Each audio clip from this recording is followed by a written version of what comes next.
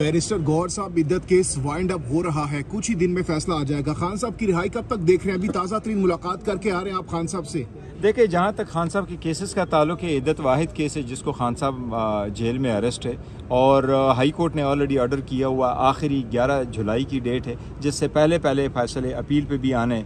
अब उसमें पेंशन की सेंटेंस की सस्पेंशन की वो 25 के लिए है। अगर 25 को वो जजमेंट सस्पेंड हो जाती तो खान साहब वुड बी आउट, और अगर वो नहीं जाते 11 जुलाई को वो हो जाती अपील, हाँ। तो अपील का फैसला हो जाए, खान साहब की इक्वटल हो जाती है इंशाल्लाह ताला, तो फिर भी खान साहब बाहर होंगे अनलेस कि ये लोग जिस तरह की कोशिश करते रहे कि एक केस में इक्वटल और सस्पेंशन के बाद ये किसी और केस में अरेस्ट करते, तो ये एक अलग बात होगी। ठीक है, इसके अलावा खान साहब बाहर हो ये सर, इसके अलावा खान साहब बाहर होंगे इंशाल्लाह। तो इस्तकबाल वगैरह के लिए तैयारियां कर रहे हैं?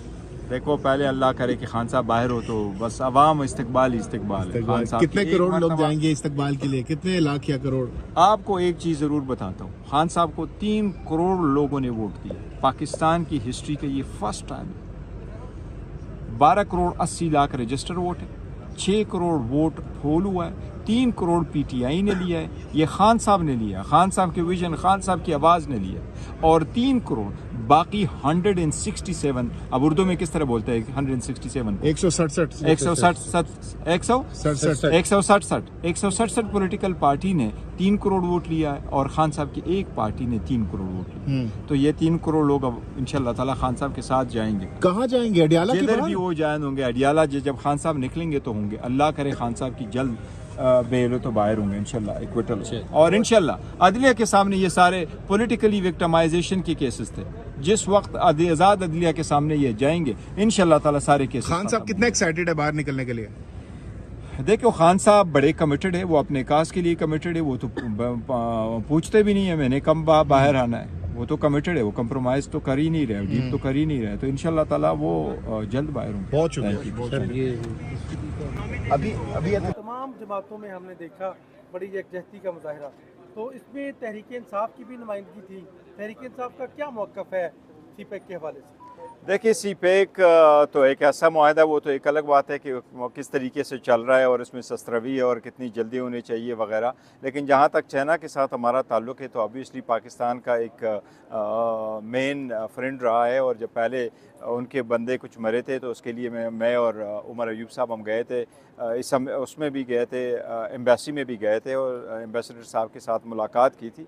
आज हम नहीं जा सके थे, उसकी पार्लियामान में बिज़ी होने की वजह से। मेरे पास उनकी मैसेज आया था और मैंने उनको कम्युनिकेट भी कर दिया था, उमर साहब ने भी कम्युनिकेट कर दिया था कि हमारे तरफ से रऊफ़ हसन साहब और अली ज़फ़र साहब वहाँ पेश होंगे, उन्होंने नुमाइंदगी की है।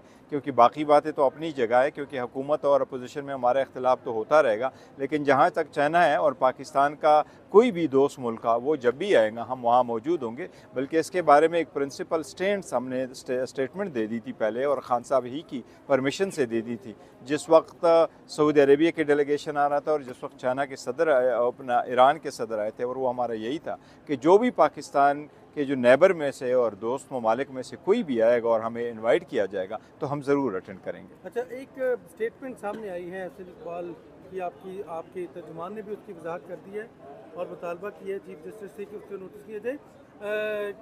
देखिए, जहाँ तक 5 साल बानी चेयरमैन को जेल में रखने से मामला, देखिए जिस कदर मजम्मत की जाए अहसन इकबाल साहब की स्टेटमेंट की उतनी ही कम है।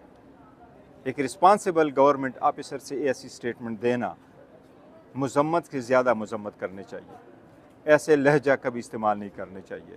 एक केस सब जुडिस है इस वक्त, उस पर कमेंट करना, उसने केस को भी प्रेजुडिस किया है, उसने अदलिया की तौहीन की है, उसको अदलिया को चाहिए कि उसको नोटिस इशू करे और उनको ये जवाब तलबी करे कि जब केस पेंडिंग है तो आपने किस कैपेसिटी में ये लफ्ज़ कहा है कि वो 5 साल जेल में हो। पहले भी ऐसा हुआ है, नजम सेठी साहब ने कहा था कि इन दिनों में जल्दी से इससे सज़ाएँ भी होगी और कन्विक्शन भी होगी, और फिर वही हुआ था।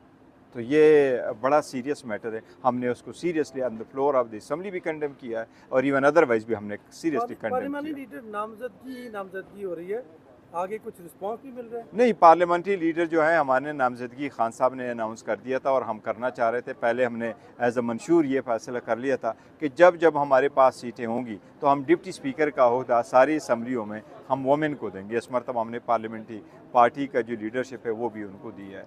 वुमेन को हमने मुंतखब और किया। चेयरमैन पीएससी के हवाले से क्या पेश रफ्त है? चेयरमैन पीएससी के इंशाल्लाह ताला का वो तो अभी, क्योंकि इसका एक तरीक़ाकार है, और वो ये है कि पहले जब आप सर्कुलर इशू होता है और उनके मेंबर्स बन जाते हैं तो मेंबर्स आपस में इंतखाब कर देते हैं, इंतखाब का तरीका होगा। लेकिन हमारी तरफ से ऑलरेडी शेख वकास साहब तो अपॉइंट हो चुके हैं थैंक यू वेरी मच। इंशाल्लाह। सर आज थैंक यू। एहतजाज था पूरे पाकिस्तान में, लेकिन इस्लामाबाद में सारी क़यादत मौजूद है, कहीं पर पीटीआई का एहतजाज नज़र नहीं आया। सुबह से हम वेट कर रहे हैं, कहा यह जाता है कि आपको 10 मिनट पहले बता देंगे, तो ये सर कैसा एहतजाज है? नहीं, देखिए 5 बजे का टाइम दिया गया था और ज़्यादातर सबको हमने ये हिदायत इशू कर दी थी कि अपने इलाके के मुताबिक और मौसम के मुताबिक वो अपने वक्त का तयन कर रहे हैं। लेकिन आज का इंतज़ाम ज़रूर होना है, एहतजाज ज़रूर होना है। एहतजाज हमारे पुरअमन होते हैं और एहतजाज हर जगह पे होते हैं और वो कंस्टिट्यूंसी बेस्ड होते हैं। तो इस्लामाबाद के हर जगह पे जिस तरीके से लास्ट टाइम हुआ इसी तरह भी होगा इंशाल्लाह ताला, बड़ा स्ट्रांग होगा। जो पंजाब की जानब से लगाया गया है, देखो, पहली बात तो ये कि जो 144 लगाते हैं मैं उसकी मजम्मत करता हूँ।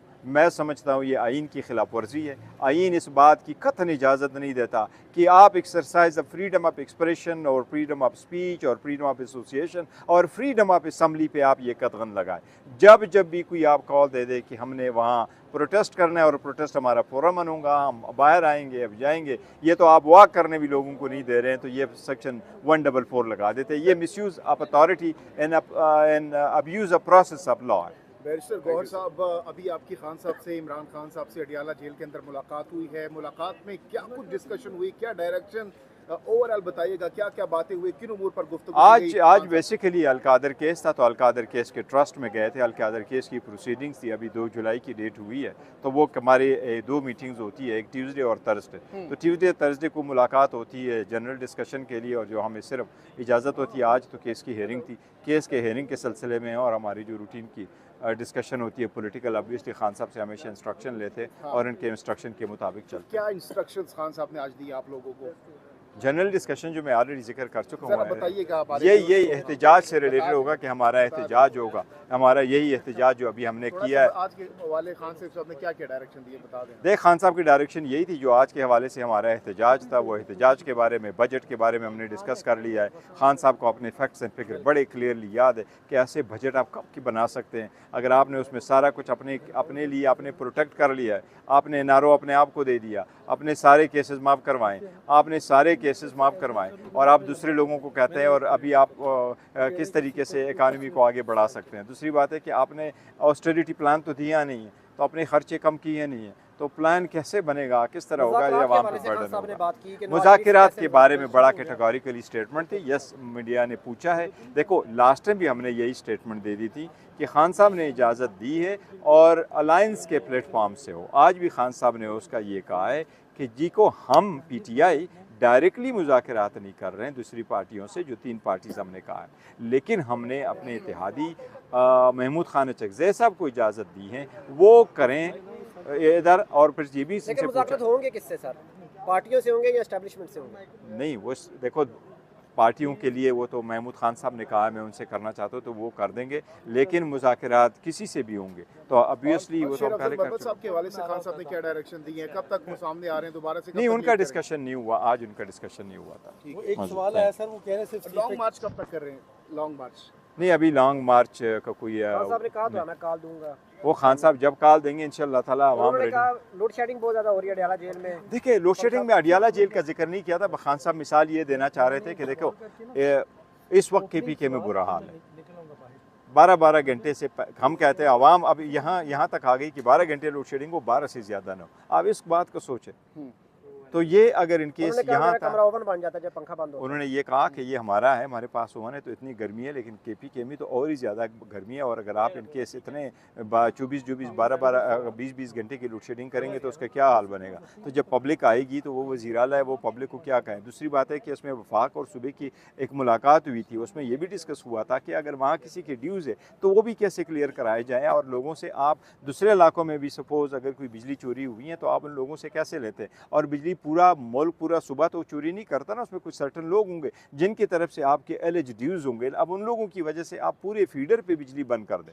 अगर वहाँ 10 घरानों को बिजली को आपको वो ऑब्जेक्शन है, रिजर्वेशन है कि वहाँ ड्यूज़ है, तो 10 बंदों की वजह से तो आप पूरे फीडर की और पूरे इलाके की बिजली बंद करें, तो जुल्म ज़्यादती है। इसी वजह से लोग निकल रहे थे, तो हम यही जस्टिफाई कर रहे हैं कि ये मैटर जो आए इसको रिजॉल्व करें। एक सवाल वो कह रहे हैं सीपेक के ऊपर एक सवाल कर लेना है।